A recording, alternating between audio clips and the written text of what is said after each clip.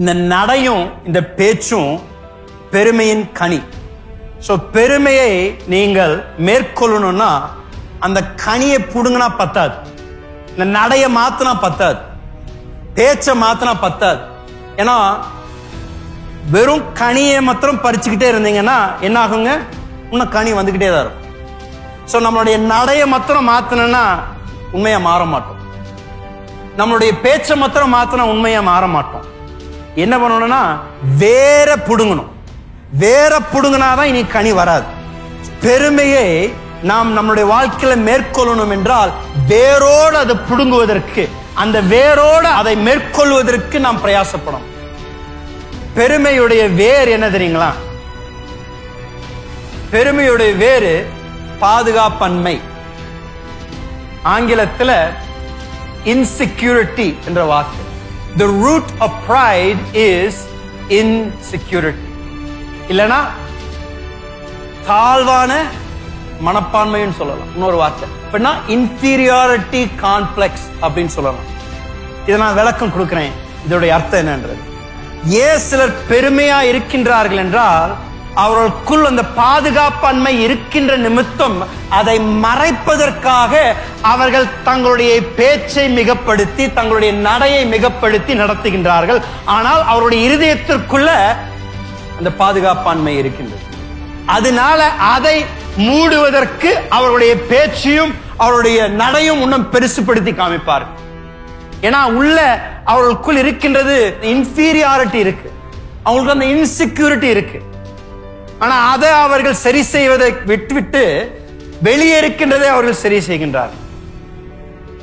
இதை விளக்கம் சொல்லணும்னா எங்க வீட்டுல ஒரு நாய்க்குட்டி இருக்கு. இவ்வளவு பெருசு தான் இருக்கும், இவ்வளவு பெருசு தான், முழுசும் வளர்ந்துருச்சு. ஆனா இவ்வளவு பெருசு தான். அந்த நாய் பேரு வந்து மார்டின்.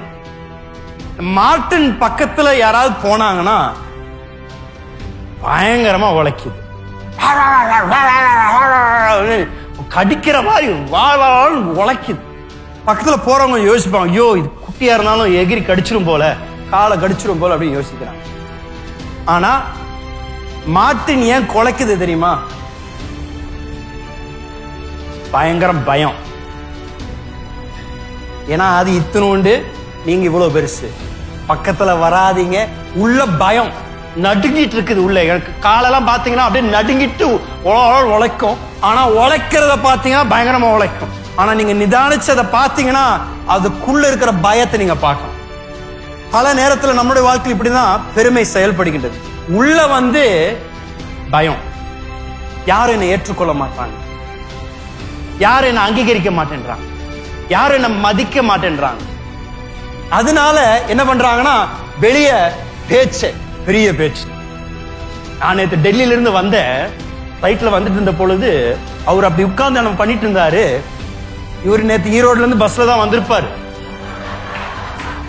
ஆனா பேசுற பேச்ச பாத்தீங்கன்னா அவர் இந்தியாலேயே மிக சிறந்த வியாபாரி போல பேசுவார். ஏன்? அவருக்குள்ள இருதயத்துல என்னை யாரும் ஏற்றுக்கொள்வதில்லையே. ஒரு தாழ்வான மனப்பான்மை, அவருக்குள்ள இன்ஃபீரியாரிட்டி இருக்கு. சோ அந்த இன்ஃபீரியாரிட்டியை அவர் சரி செய்வதற்கு அவர் தன்னை மிகப்படுத்தி பேசுவார்.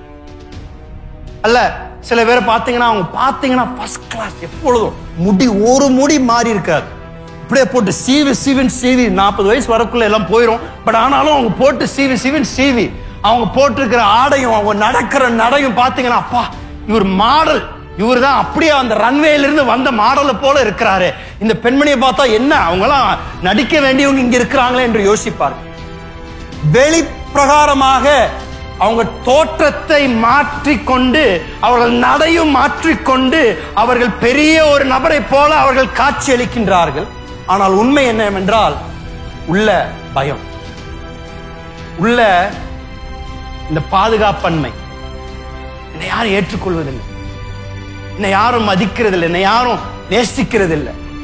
அதை சரி செய்வதற்கு இவர்கள் வெளிப்படையான மாற்றங்களை செய்து கொண்டு வருகின்றார்கள்.